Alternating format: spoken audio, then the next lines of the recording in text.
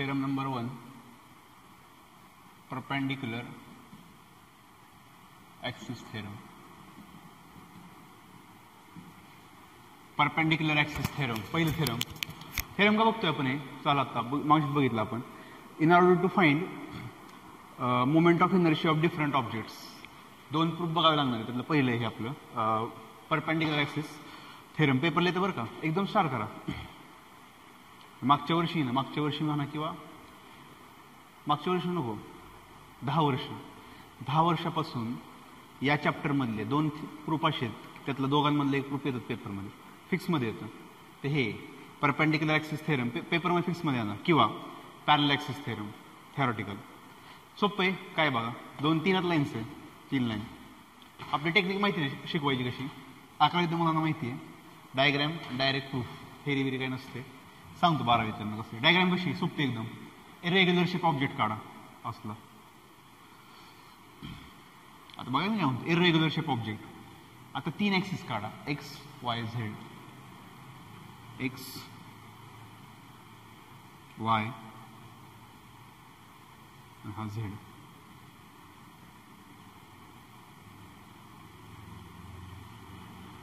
आणि हे ना जरा थोडं खालचं वाढवा.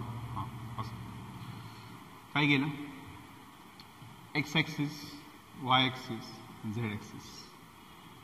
कळतंय का? आता हे कसं काढलेत ॲक्सिस मी, एक्स वाय झेड. हे आता तुम्हाला 3D इमॅजिन करावं लागेल ह्या चॅप्टरमध्ये. 3D.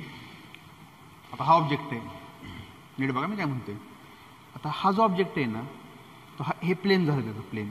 हे प्लेन मी मार्कर असा ठेवला ना, असा, तर मी काय म्हणणार की या डस्टरच्या प्लेनमध्ये मी हा मार्कर ठेवला आहे.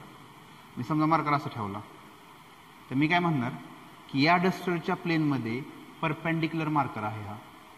मला सांगायचं काय पॉईंट माहिती आहे का, की हा माझा एक्स ॲक्सिस आहे, हा माझा वाय ॲक्सिस आहे प्लेनमध्ये, आणि झेड ॲक्सिस असा आहे प्लेनला परपेंडिक्युलर. आता ह्या डायग्राममध्ये 3D बघावं लागेल तुम्हाला.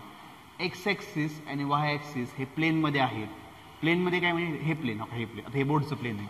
मी काय म्हणलं का, ह्याच्यावरती मी ॲक्सिस काढले प्लेनमध्ये, पण मी जर एक ॲक्सिस असा काढला, तर मी काय म्हणणार या प्लेनला हा ॲक्सिस काय परपेंडिक्युलर. सांगायचा पॉईंट काय, X axis and Y axis are in plane, whereas Z axis is perpendicular to plane. आता ही डायग्राम काढली 3D, ते समजून घ्या. प्लेनला परपेंडिक्युलर, हे प्लेनमध्ये. काढायचंय काय मला, मला काय काढायचं माहिती का, moment of inertia of the object about Z axis. काय बघा, एक ह्याचं हे एक सेंटेन्स आहे, ह्याचं एक लॉ आहे.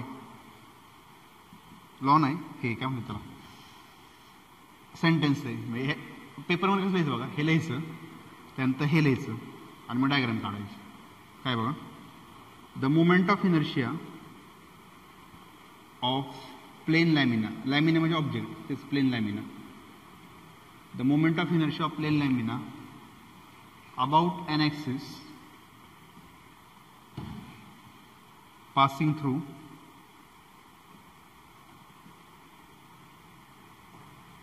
center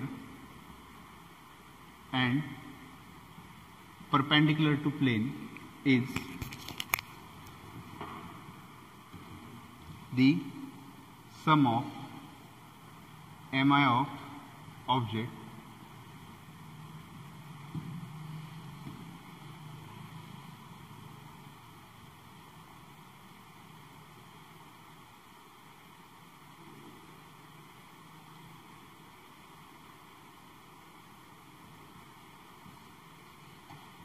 about an axis passing through its plane. Paper पुस्तकाला आहे बघा, करेक्ट डेफिनेशन. मी माझी पण करेक्ट आहे, फक्त जरा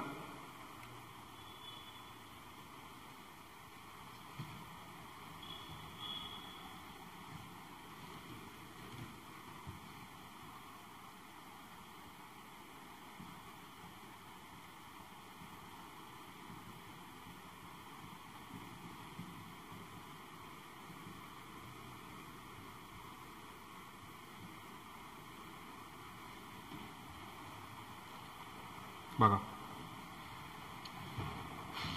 सेंटेन्स काय तसं गेलं डॉक्टर काय बघा the M I of plane lamina म्हणजे object about an axis passing through centre and perpendicular to plane म्हणजे कोणता Z axis is the sum of moment of inertia of two mutually perpendicular axis lying in the same plain.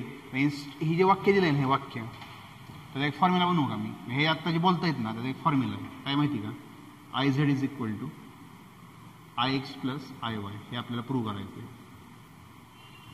मी त्यांना काय म्हणायचं माहिती का थेरममध्ये की या ऑब्जेक्टचा moment of inertia about Z axis जर काढायचा असेल तर ते काय म्हणतायत की moment of inertia of this object about X axis आणि moment of inertia of this object about Y axis काढा दोघांची ॲडिशन करा आणि तुम्हाला काय मिळेल झेड आणि तोच लॉ लिहिला बघा the M I of plane lamina about an axis passing through centre and perpendicular to plane म्हणजे कोणता Z is the sum of म्हणजे ॲडिशन कुणाची टू म्युच्युअली परपेंडिक्युलर ॲक्सिस म्हणजे एक्स ॲक्सिस आणि वाय ॲक्सिसमध्ये अँगल किती आहे 90 lying in the same plane लहान मुलांचं येते एक्स वाय झेड ते काही म्युच्युअली ते काय असतं एकमेकाला परपेंडिक्युलर मग तिघांमध्ये अँगल किती आहे 90 तुम्हाला माहिती तेच दिलंय mutually perpendicular axis lying in the same plane हे लहान मुलांचं दिलं म्हणजे तुम्हाला माहिती आहे तर लहान मुलांना माहिती आहे काय ॲक्च्युअली कसं आहे two mutually perpendicular lying in the same plane हे झालं आपलं एक्स वाय झेड हे तुम्हाला कळलं ना सेंटेन्स डायग्रॅम आणि काढायचं आहे आपल्याला तर हे काढायचं आहे. आता कसं आहे बघा अजून डायग्राम झाली नाही पूर्ण राहिली अजून आता करायचं काय बघा काढतानाच काढायचं एक पॅरलेलोग्राम काढायचं बघा ही लाईन एक पॅरलेलोग्राम काढायचा आणि इथून असं केलं तरी चालेल पॅरलेलोग्राम माहिती ना तुम्हाला का नाही माहिती पॅरलेलोग्राम ते तिरकं काढलं हे पॅरलेलोग्राम आहे आपलं हा दिस इज पॅरलेलोग्राम झालं एक पॉईंट घेतला मी पी त्याचं मास किती आहे डी एम आणि हे जॉईन करतो नीट बघा मी काय म्हणतोय आता एक बघा point particle P x axis पासून एवढ्या डिस्टन्सवरती आहे पण हे डिस्टन्स आणि हे डिस्टन्स काय असणार आहे सेम कारण ते काय पॅरलेलोग्राम आहे तो दादा पॅरलेलोग्राम असल्यामुळे हे डिस्टन्स आणि हे डिस्टन्स काय असणार आहे सेम आणि हे काय कोणता ॲक्सिस आहे वाय ॲक्सिस मी याला वाय घेतो सिंपल आहे म्हणजे सोपं आहे ना पार्टिकल पी हा वाय पासून किती डिस्टन्सवरती आहे एवढ्या इकडे बघा वाय पासून एवढ्या डिस्टन्सवरती आहे पण हे डिस्टन्स आणि हे डिस्टन्स सेमच आहे ना बाळा आणि हे काय एक्स ॲक्सिस हे डिस्टन्स झालं एक्स. आता तुम्ही मला विचारता की सर पार्टिकल पी झेड पासून किती डिस्टन्सवरती आहे तो काय ओपी झेड ॲक्सिस पासून पी पॉईंट ओपी डिस्टन्सवरती हे सगळं 3 डायमेन्शनल आहे. थोडं इमॅजिनेशन करा की ॲक्च्युली तो प्लेन लॅमिना असा आहे हा झेड ॲक्सिस आहे हा एक्स ॲक्सिस आहे आणि हा वाय ॲक्सिस आहे कळलं तुम्हाला सोपं आहे पॅरलेलोग्राम काढा जास्त नका डोकं लावू किंवा एकदम पण आत जायची गरज नाही आहे हे असलं काढा ऑब्जेक्ट पॅरलेलोग्राम काढा इथं आतमध्ये आणि पी एक्स पासून डिस्टन्सवरती आहे किती वाय कारण हे दोघे इक्वल आहेत आणि वाय ॲक्सिस आहे पी वाय पासून किती डिस्टन्सवरती एक्स उलटं करायचं आहे पी एक्स पासून किती डिस्टन्सवरती वाय पी वाय पासून किती डिस्टन्सवरती एक्स आणि पी झेड पासून किती आहे ओपी ओपी ना मधनं येते ओपी झालं. आता हे लिहिलं ना सगळं की पेपरमध्ये थेरी लिहायची असते म्हणजे 12वीला मुलं आले त्यांना माहीत पाहिजे थेरी लिहायची असते पेपरमध्ये प्रूफ कधी विचारलं ना हे सेंटेन्स लिहिणार हे डायग्रॅम काढायची आणि डायग्रॅममध्ये तुम्हाला जेवढी माहिती आहे सगळी थेरीमध्ये लिहायची काय लिहायची माहिती स्टार्टिंग करायची कन्सिडरने consider an object irregular shape object shown in the figure. Let x, y, z with the axis passing through point O. X and y axis are in the plane whereas z axis is perpendicular to the plane. इथं लिहित नाही मी इथं लिहित बसलं ना तर अख्खं भरलं याला 15 मिनिट 20 मिनिटं लागतील अख्खं भरवायला हे म्हणजे भरणार मग मी पुसणार मग परत म्हणजे एक प्रूफ व्हायला 1 तास लागेल. टेक्निकल शिकवतो मी टेक्निकल डायग्रॅम सेंटेन्स हे काढायचं आहे आणि लिहायचं काय तुम्ही लिहायचं असतं पेपरमध्ये ते थेरी लिहायची. अजून काय हां झेड परपेंडिक्युलर आहे मला खालची लाईन घ्यायचं let consider a particle P having mass D M of the object ऑब्जेक्टचं एक पार्टिकल घ्या पी त्याचं मास किती आहे D M This particle is situated at a distance of y from x-axis, x from y-axis, and at a distance of OP from z-axis. In order to calculate the moment of inertia of object about z-axis, we have to calculate the mi of object about x and about y. Therefore, खालच्या लाईनला घ्यायचं लगेच मग. Therefore आपलं proof mi of पार्टिकलचं घेऊ आधी पार्टिकलचं मग ऑब्जेक्टचा काढू. mi of particle about x-axis. आधी पार्टिकलचं काढू ना. एकदा का पार्टिकलचं मिळालं की तो ऍड करत जाऊ आपण इंटिग्रेशन आणि ऍड केलं की मला काय मिळणार आहे अख्ख्या ऑब्जेक्टचं integration. Therefore mi of particle about x-axis is about x-axis ना मग आहे मोमेंट ऑफ आणि सांगायचं राहील तुम्हाला सगळ्यात मेन मोमेंट ऑफ इनर्शियाचा सिम्बॉल सांगायचं राहिलं. सॉरी बरं का कॅपिटल आय गडबडीत राहिलं. mi सिम्बॉल कॅपिटल आय माझ्यापासून mi केलं capital I. A moment of inertia about x-axis is equal to formula काय mr². पार्टिकलचा मास किती आहे dm. डिस्टन्स किती आहे y. याला इक्वेशन म्हणतो. काय डाऊट फॉर्म्युला कसं नाही mr². तुम्ही पार्टिकलचं अख्खा ऑब्जेक्टचं नाही काढू शकत बाळा. पार्टिकलचं काढावं लागतं मग ते ऍड करावं लागतं. ऑब्जेक्टचा मास का घेऊ शकत नाही माहिती आहे कारण ऑब्जेक्ट माझा कसला आहे इरेग्युलर आहे. शेप आहे का त्याला कुठला नाही त्यामुळे ते dm into y² केले. Similarly mi of particle about y-axis iy is equal to mass किती आहे dm आणि पार्टिकलचं डिस्टन्स y-axis पासून किती आहे x. तुम्ही का ऑब्झर्व केलं उलट इथं x-axis असेल तर पुढे y डिस्टन्स आहे आणि y-axis असेल तर x डिस्टन्स आहे. सोपं आहे आणि पार्टिकलचं मास तर कॉन्स्टंट आहे. झालं. Similarly, mi of particle about z-axis.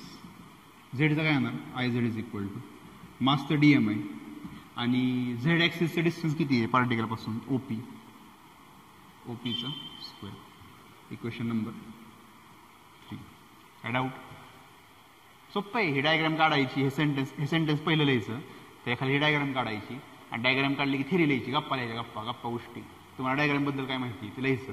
ते लिहिलं की प्रूफ खाली चालू होतं कशा झालं ते झालं तिथपर्यंत झालं. आता काय करणार काय करायचं आता बघा काय करणार अभी आता इथं बघा नीट बघा. हे सगळं 3D बरं का. आता मला सांगतो हे परपेंडिक्युलर आहे. आता कळत नाही परपेंडिक्युलर आहे पण रियालिटीमध्ये हे परपेंडिक्युलर अँगल आहे. हा पण 90 आहे आणि ही ह्याच्यावरती पण 90 आहे रियालिटीमध्ये. आता डायग्राममध्ये नीट नाही येणार पुस्तकात बघा हे 90 डिग्री आहे. आता 90 डिग्री जर असेल तर मी ह्या ट्रायंगलमध्ये येतो OP ह्याला नाव देतो T. येतो की असं टाइमपास खाल्ले in triangle OPT bye Pythagoras. याच्याशिवाय फिजिक्स इनकम्प्लीट आहे. Pythagoras theorem. आता पायथागोरस थेरम लावा इथं. हा 90 आहे हा झाला हायपोटेनियस. मग मी काय म्हणणार OT² इज इक्वल टू किंवा एक मिनिट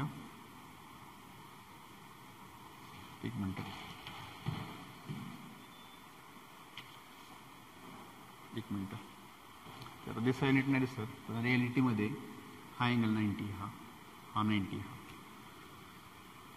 ते 3D आहे ना ते दिसणार म्हणजे असं ते ॲक्च्युली ऑब्जेक्ट असा आहे ना तर तुम्हाला दिसणार नाही.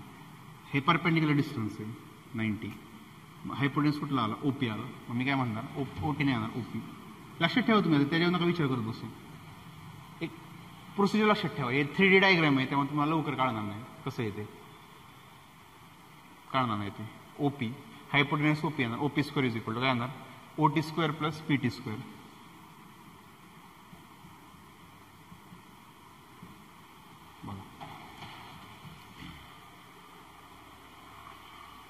बघा काय एवढं हे नाहीये.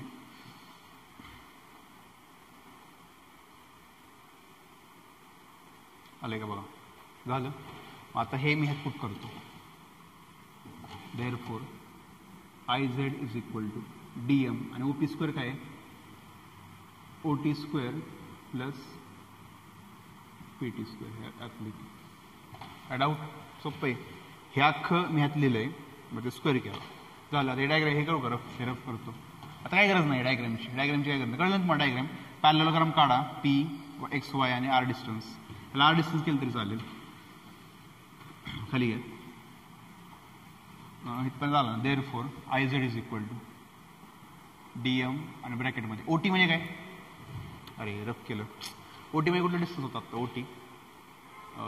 एक मिनटं उगीच रफ केली डायग्राम इथं लिहायला पाहतो. हां इथं आहे बघा दिसतंय थोडं मला असं आहे बघा ते. हां हे डायग्राम ओ टी पी झालं आणि हा 90 डिग्री होता बघा. ते फक्त पॅरलेलोग्राम काढलं आहे मी. ओटी म्हणजे काय हे आणि हे म्हणजे काय होतं एक्स ॲक्सिस हा वाय आणि हा काय होता झेड. ओके ओटी हे डिस्टन्स आणि हे डिस्टन्स इक्वल आहे आणि हे काय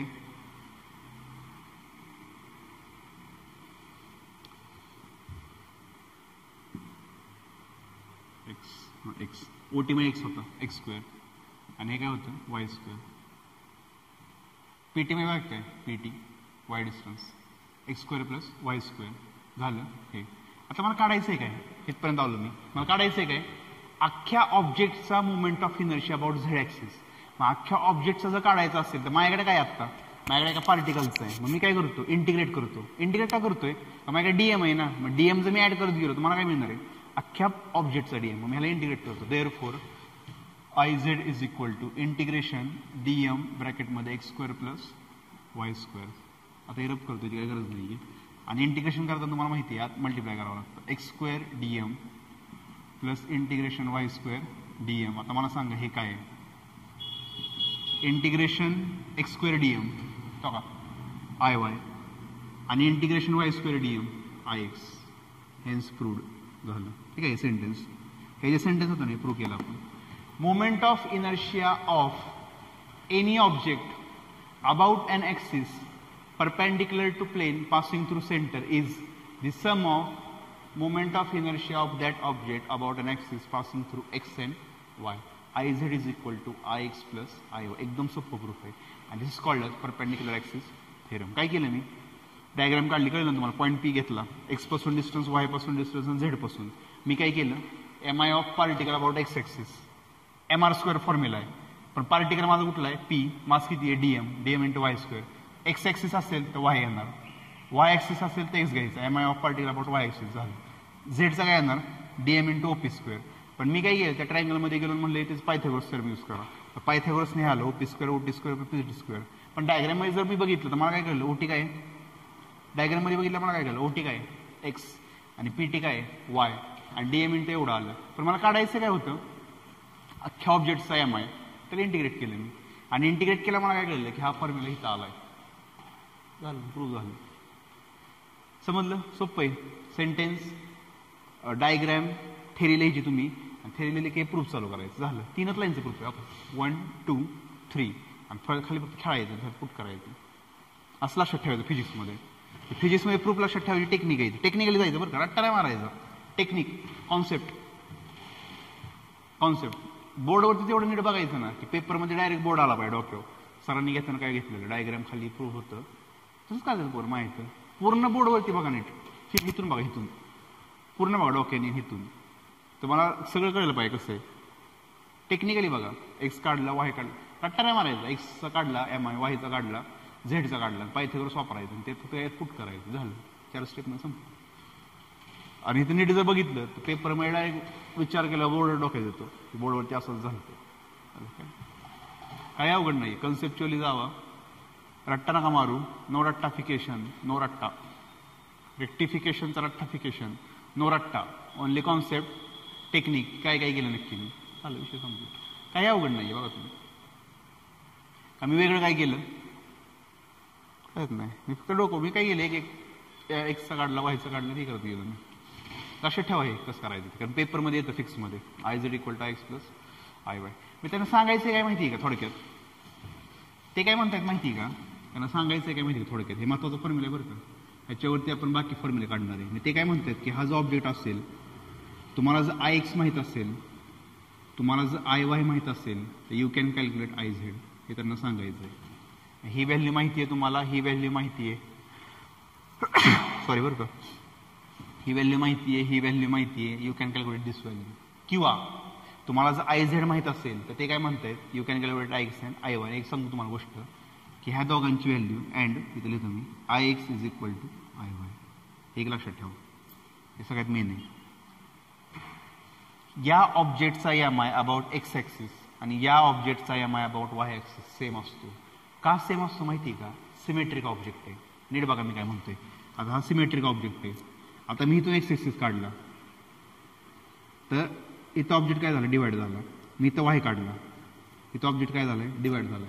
म्हणजे ड्यू टू सिमेट्री आणि ॲक्सिस कुठे आहेत, त्याच प्लेनमध्ये, परपेंडिक्युलर नाही, त्याच प्लेनमध्ये काढले मी.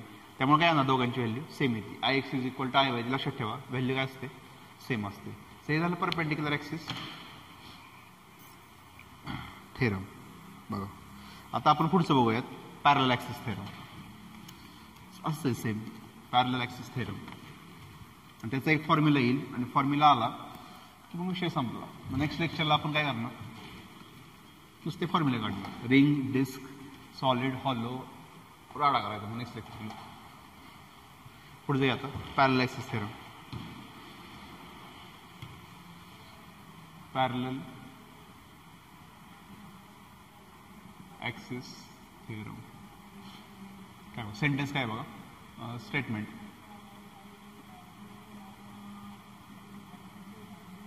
काय बघा. The M I of any object about any axis is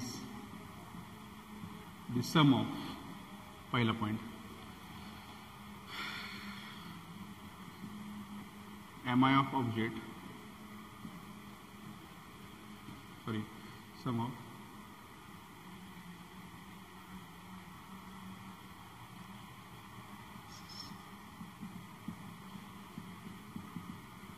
axis passing through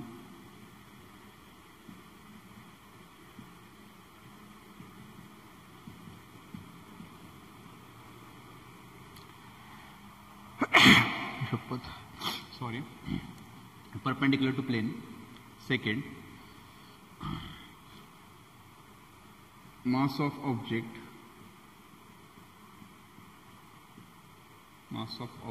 and square of perpendicular distance. सोपं आहे, काही अवघड नाहीये. कॉन्सेप्च्युअली बघितलं ना तुम्ही तर एकदम सोपं आहे. मग डायग्राम काढले लगेच कळेल. बघा स्टेटमेंट डायग्राम काढतो खाली. Irregular shape object. आता ह्यात एक्स वाय झेड काढायचं नाहीये. पॅरलल ॲक्सिस थेरम आहे, नाही नावच आहे पॅरलल ॲक्सिस. काय बघा, दोन ॲक्सिस काढायचे. हा एक काढा आणि हा एक काढा. ह्याला द्या आय सी आणि ह्याला करा आय नॉट. हे जॉईन करा. डिस्टन्स किती आहे, एच. आणि एक पॉईंट घ्या इथं. तो पॉईंट जॉईन केला मी इथं. एक मिनिट,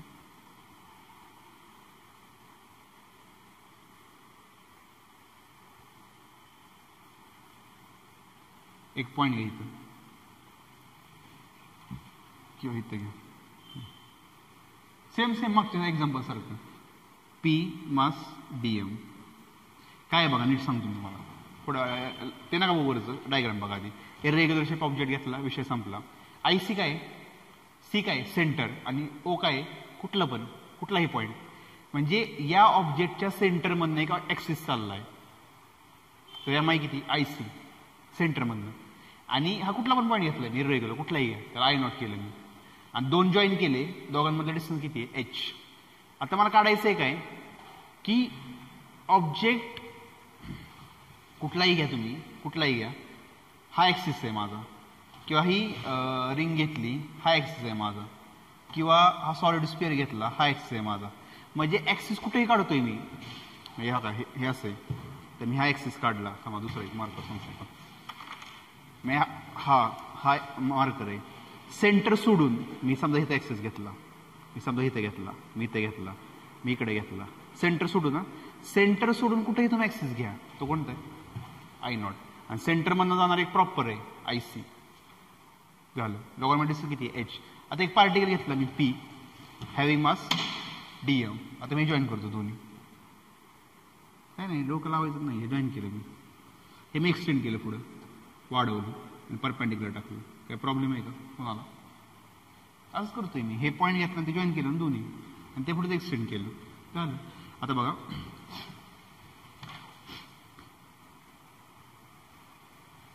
ह्याला घेतो मी R, त्याला घेतो R0 आणि X आहे. काय म्हणलं मी? नीट बघा डायग्राम आणि नीट माझी ट्रायंगल आलाय का? ट्रायंगल पॉईंट P चं डिस्टन्स I0 पासून किती आहे? R. असंच घेतलं मी. पॉईंट P चं डिस्टन्स IC पासून किती आहे? R0 आणि X काय एक्सटेंड केलेलं, हे पुढचं डॉटेड आहे ना, ते मी एक्सटेंड केलं, ते X आहे माझं, झालं. ओके, आता काय करायचं? डायग्राम कळली तुम्हाला? एवढी डायग्राम काढायची, डोक्यात फिट करा डायग्राम. काय केलं मी? डोक्यात फिट करा डायग्राम केली. या आता सेंटेन्सकडे या, इथे या सेंटेन्सकडे. काय एकदम सोपं आहे, काय नाही.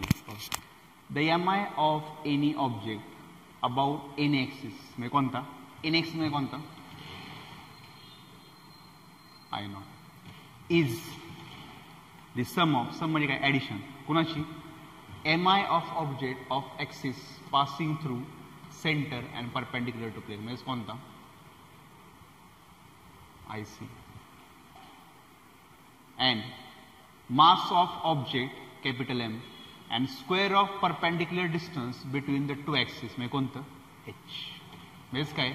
M आणि H स्क्वेअर. थोडक्यात काय माहिती का, की या ऑब्जेक्टचा MI अबाउट एन एक्सिस म्हणजे कोणता? I0. हा किती असतो?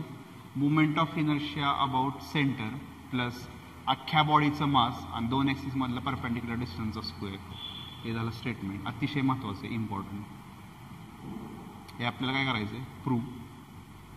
दिस वी हॅव टू प्रूव्ह की मी हा जर मार्कर घेतला आणि कुठलाही ॲक्सिस घेतला, सेंटर सोडून ना, सेंटर सोडून कोणता ॲक्सिस घेतला की जो प्लेनला काय परपेंडिक्युलर, तर त्याचा MI काढायचा असेल तर ते काय म्हणतायत की ऑब्जेक्टचा MI काढा अबाउट सेंटर प्लस ऑब्जेक्टचा मास चेक करा आणि तो ॲक्सिस तुमचा आणि सेंटरमधनं जाणारा ॲक्सिस त्या डिस्टन्सचा काय करा? स्क्वेअर करा. I0 is equal to IC plus MS square. आपल्याला काय करायचं आहे? प्रूव्ह करायचं आहे. ही झाली डायग्रॅम, सोपी आहे, काय अवघड नाही आहे. लक्षात ठेवा ना तुम्ही, सोपं आहे. IC सेंटर, I0 कुठलाही ॲक्सिस, एक पॉईंट P DM, P पासून I0 किती R, P पासून IC किती R0, X मी एक्सटेंड केले, विषय संपला आणि परपेंडिक्युलर आहे, झालं. डायग्रॅम हे सेंटेन्स पण सोपं आहे. आता मी तुम्हाला एक्सप्लेन केलं ना कॉन्सेप्च्युअली. हे I0 आहे, हे अख्खं स्टेटमेंट म्हणजे IC, हे अख्खं स्टेटमेंट म्हणजे MS स्क्वेअर. आता माझं लक्षात ठेवायला सोपं आहे की moment of inertia of a body about any axis is the sum of, पहिला point, moment of inertia of object about an axis passing through centre and perpendicular to plane, म्हणजे हा, plus product of mass of object and square of perpendicular distance between two axis. मला जर हे माहीत असेल तर मी हे लिहू शकतो. Concept, use only concept in physics. No रट्टा, थिअरी नसते फिजिक्समध्ये. एकदम सोपं आहे फिजिक्स. लोकांना काय वाटतं अवघड आहे, काही अवघड नाही, कसं सोपं वागते. रट्ट्याची गरजच नाही. तुला जर हा फॉर्म्युला माहीत असेल ना तर तू ह्या फॉर्म्युल्यावरून एवढं मोठं सेंटेन्स देऊ शकतो. हे बाकी कुठल्या सब्जेक्टमध्ये नसते. अख्खा रट्टा मारावा लागतो बाकी सब्जेक्टमध्ये. फिजिक्समध्ये तुला एक लाईन जरी माहीत असेल ना तर त्याच्यावरून तू एक मोठं सेंटेन्स क्रिएट करू शकतो. एका सेंटेन्सवरून तू डायग्राम काढू शकतो, एका मोठ्या सेंटेन्सवरून तू फॉर्म्युला काढू शकतो. एकदम हा कॉन्सेप्च्युअल सब्जेक्ट आहे. मला हा जरी फॉर्म्युला माहीत असेल, मला हे आठवलं नाही, मी याच्यावरून हे लिहू शकतो, हे डायग्राम काढले. आता करायचं काय? थिअरी लिहायची पेपरमध्ये, वो लिखना पडेगा. काय लिहायचं? हे माहिती, consider object, consider IC, consider I0, दोघांमधलं डिस्टन्स किती आहे? H आहे. Consider a particle P having mass DM which is at a distance of R and R0 from I0 and IC. Let extend this point X ने. तेवढंच द्यायचं. आता या proof बघूयात आपण. आता प्रत्येकाचा आपण MI काढूया. कोणाचं काढायचं आहे? कोणाचं ह्याचं काढू आपण, I0चं काढू आधी, किंवा ह्याचं काढलं तरी चालेल. मार्कर कुठे गेला दुसरा?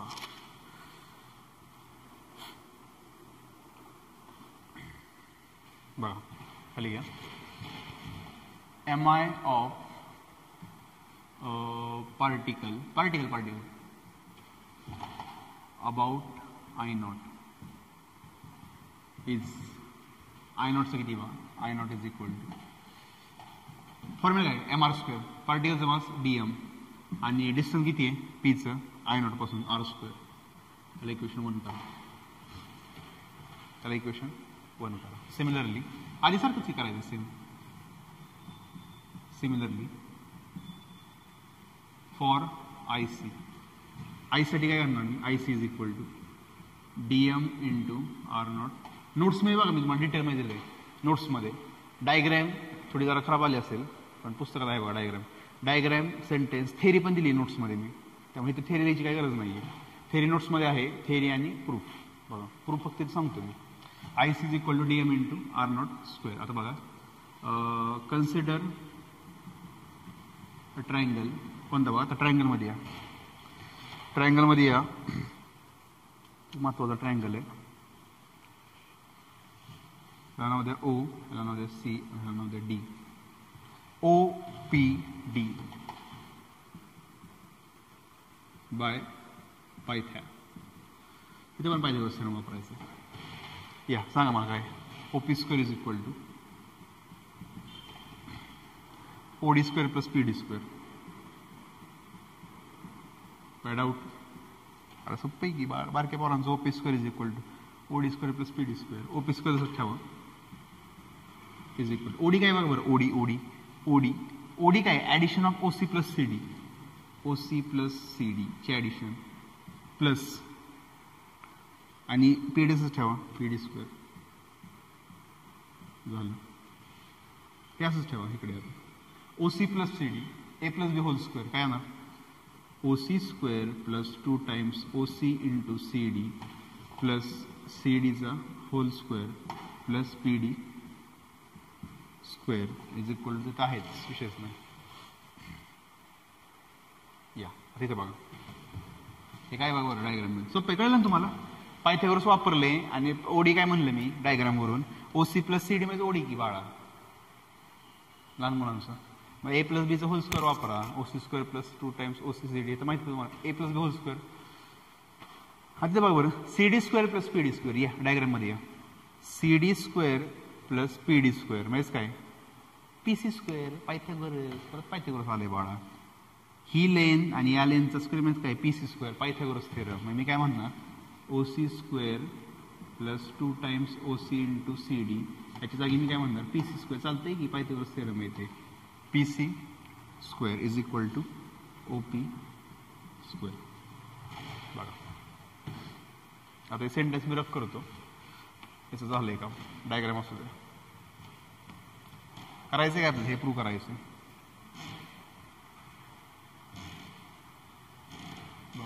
इथं आला आता ओपी, आता नाव देऊन टाकू. ओपी काय बारसं करू आपण जरा. ओपी काय फिगरमध्ये ओपी आर आहे.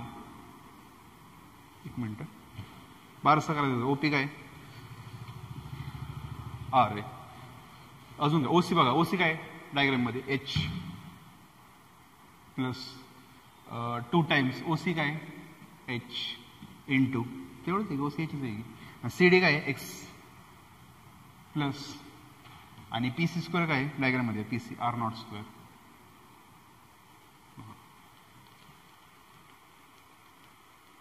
आर नॉट स्क्वेअर झालं. काढायचं आहे काय आपल्याला I not is equal to I C plus M S square. आता खाली घ्या from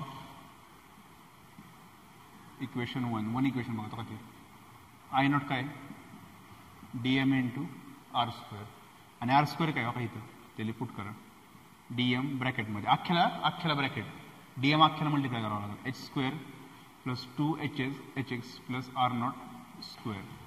there four H square D M plus 2 H X into D M plus R not square D M is equal to I naught. झालं. आला इथपर्यंत. करायचं आहे काय आपल्याला अख्ख्या बॉडीचं एम आय काढायचं आहे. पण माझ्याकडे आत्ता काय आहे M I of D M आणि ह्याचा डी एम सगळे डी एम आहे ना. पण मला काढायचं आहे काय अख्ख्या बॉडीचं. मी काय म्हणणार इंटिग्रेट करा त्याला. अख्ख्याला इंटिग्रेट केलं की इंटिग्रेट सगळ्यांना मल्टिप्लाय होईल. Integration H square D M plus integration 2 H X D M plus integration R not square D M. Integration मी का करतोय कळते का तुम्हाला. तर माझ्याकडे आता जे आहे ना एम आय तो कुणाचा आहे माहिती का डीएमचा आहे. मला डीएमचा नको आहे, ह्याचा नको आहे, मला अख्ख्या ऑब्जेक्टचा पाहिजे. त्यामुळे मी अख्ख्या काय करतोय इंटिग्रेट करतोय. आता एक लक्षात ठेवा, कळलंच असेल तुम्हाला पुढचं आन्सर काय येते. इथे या पुढे I not is equal to हे काय क्या है भाया एच कुठलं हे डिस्टन्स ते बाहेर का हे डिस्टन्स काय कॉन्स्टंट 2 ऍक्सिस मधलं डिस्टन्स काय असणार आहे कॉन्स्टंट ते बाहेर काढतो मी आणि डीएम ने इंटिग्रेट केला काय मिळणार ना कॅपिटल एम. मग मी काय म्हणणार M into H square plus आलं आ गया एम एच स्क्वेअर काय राहू द्या इथे या आर नॉट स्क्वेअर डीएम कुठे बघा बरं इथे कुठेतरी बघितलं बघा आर नॉट स्क्वेअर डीएम म्हणजे आय सी खतम फिनिश प्लस हे राहिलं की त्याचे आन्सर असते 0. Hence proved.